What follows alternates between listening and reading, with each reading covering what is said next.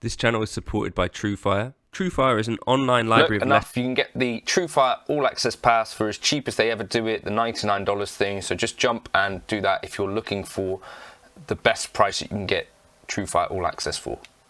I was doing a live stream yesterday and just an impromptu one, and we kind of got talking about some of this cheaper guitar stuff and gear trappy type stuff, and I thought maybe it's worth talking about a little bit, just because I think it's interesting sometimes to talk about. I don't know, for me personally, it's like being a little bit more conscious of why I might be grabbing something, that sort of stuff. I think it in some ways can help inform some of your guitar choices, and talking about it in some ways is kind of interesting, I think. A lot of this was spurred on by Rob Chapman's video about, he called it, I played 4,000 guitars. Here's like the ugly truth, and essentially in that video he was talking about like the country of manufacture and brand are not the most important things. What I was thinking is like that there is this thing now that more than ever I think is the case, that a lot of people are pushing this idea that a guitar built in Indonesia can easily compete with something built in the USA or something like that. That kind of thinking, and I don't know, I'd love to know your guys' thoughts in the comments. What have you tried in this regard, and how have you found these things? If this was really true, wouldn't more people play these cheaper guitars? You know, a pro guitarist is going to 8 times out of 10, 9 times out of 10, is it something like that? They'll be playing a US made guitar, won't they? Or a Japanese made guitar, mostly.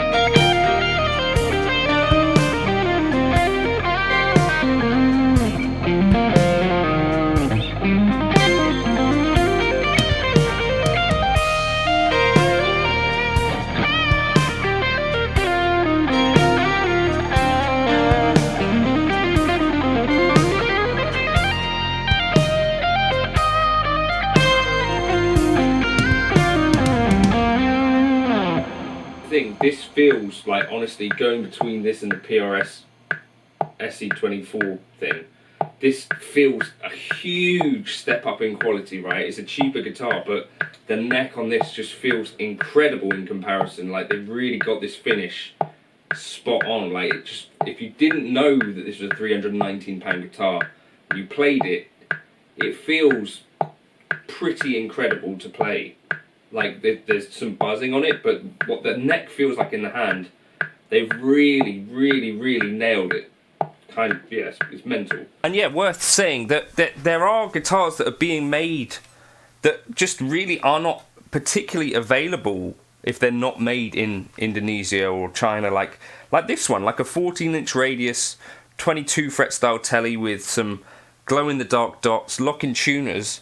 Like, they are genuinely providing these guitars which just they're not really making, like the Schecter Aaron Marshall. Like, what guitar manufacturers out there are providing a guitar with a Wenge neck, with those kind of specs, you know, that are a little bit more unique, a bit more exotic?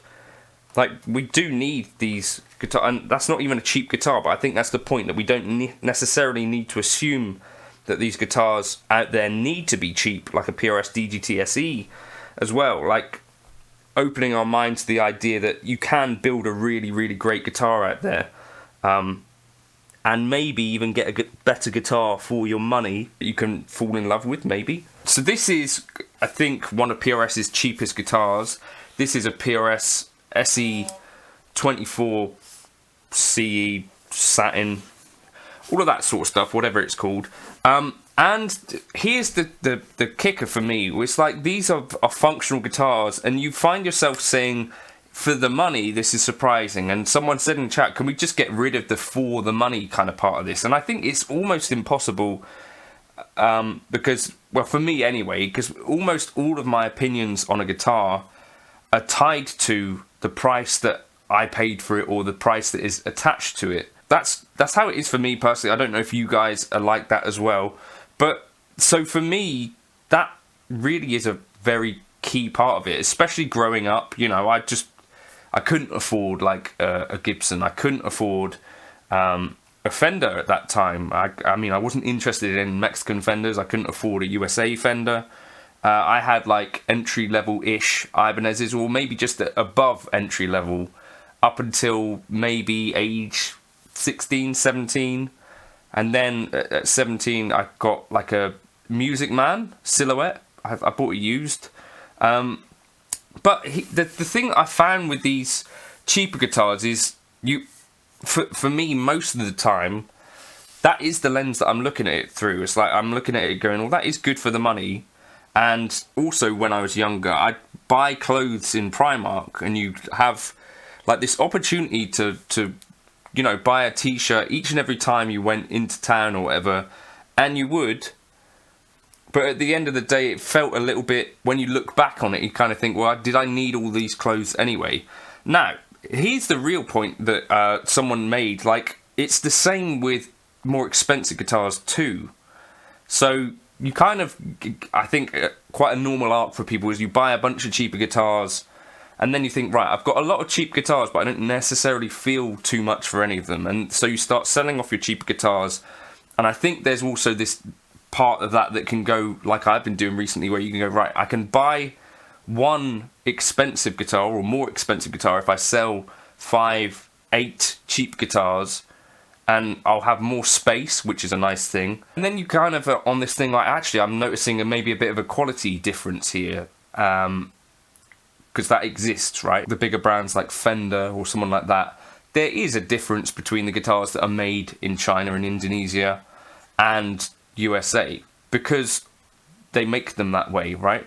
That is the intention. Like, that's why they spec these guitars differently, right? Because they want to hit kind of every price point that you could buy a Fender Strat at. But I think they are also deliberately segmenting this stuff so that there is a difference between the guitars that you buy and noticeable. It's like, right, well, I'll buy a few mid-price guitars because I'm noticing the value here, and these seem like really good value, or expensive guitars. And then it's more, I think, just a case of kind of this like mindless buying of guitars, or buying guitars because they were a good deal or whatever, that ends up with you having a few guitars that sit on the rack, and maybe 1 or 2 of them you really like, and then others you don't. Yes, it's possible to buy a bunch of cheap guitars. Do you feel anything towards them?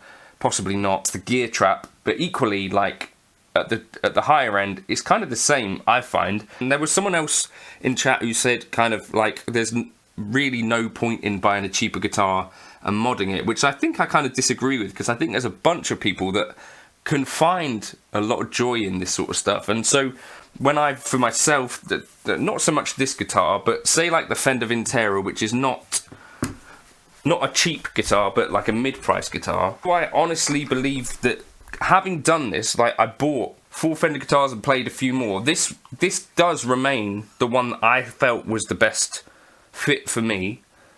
And could this be a guitar that I played live and stuff like that? Absolutely. Do I enjoy playing it? Absolutely. Do I think it holds up value-wise with an American vintage too? Yes, honestly I do. What would I change about it? Almost nothing. I would maybe change it from a poly to a nitro finish, given the choice. But that's kind of, I think that is the secret to this, is that you find one that works for you and just play it and try and avoid, that is the goal of this. And I think that's maybe a little bit harder with the cheaper guitars, is what I'm thinking. It's like, if I take away the fact that I knew it was £319, what I'm left with are the specs of the guitar and what it's actually like to play. Regardless of price, can I find a 14-inch radius Tele style guitar with stainless steel frets in a Tele style, maybe with contoured body? Is that easy to find in general? Fender don't make one. Gibson definitely don't make one. So if that was what I was looking for, then this would be ideal. The other thing that I kind of noticed is that there are these really, really cheaply made guitars, right? Which are like, you know, £100 or maybe sub £100. And the thing that matters and that you feel most on them is that they just feel quite raw. And like that PRS does have a little bit of that raw feel to it. Like that's intentional in some ways, but it almost feels less refined. Whereas these companies now seem to have figured out that if you get this neck feeling, and like that is where the money is. That's where the money feel is in the neck, mostly, I think. Where it's like, well, if you can get that neck and those frets feeling good under the hand, this is kind of what Suhr, I think, were quite revolutionary in figuring out, is that people will then look past quite a lot of other things that might not be perfect, because most of what's important about a guitar is that you feel comfortable playing the neck on it, right?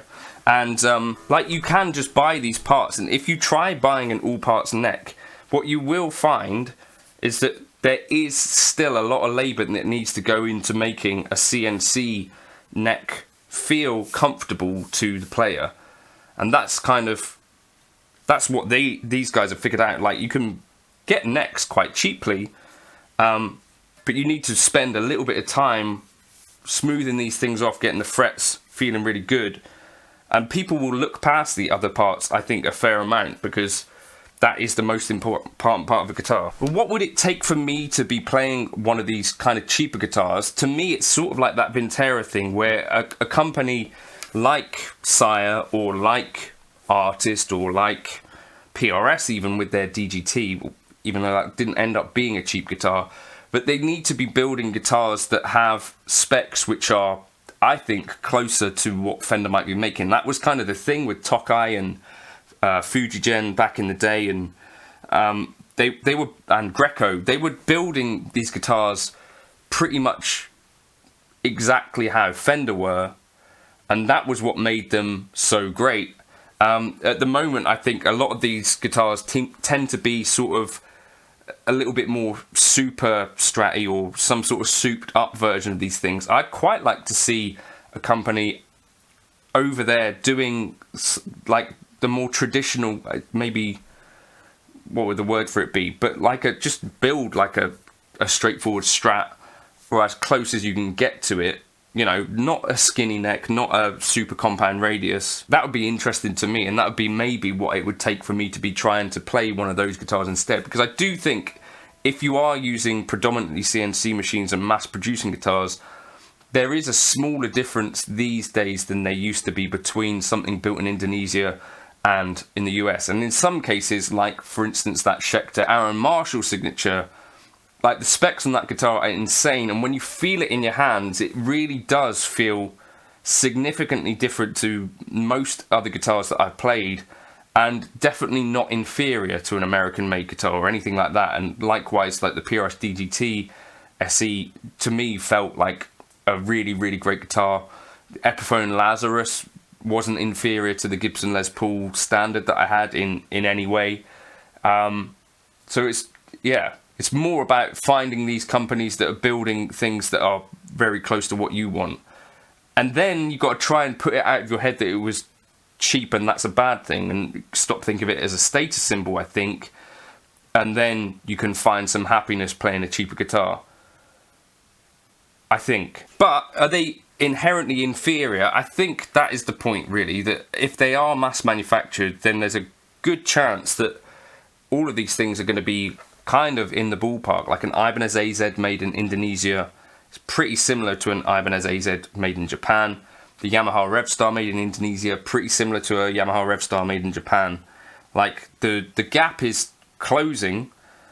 The specs are not so much, but if we could see some of these companies closing these spec gaps a bit more, then I think we'd be more open to playing the cheaper guitars for longer.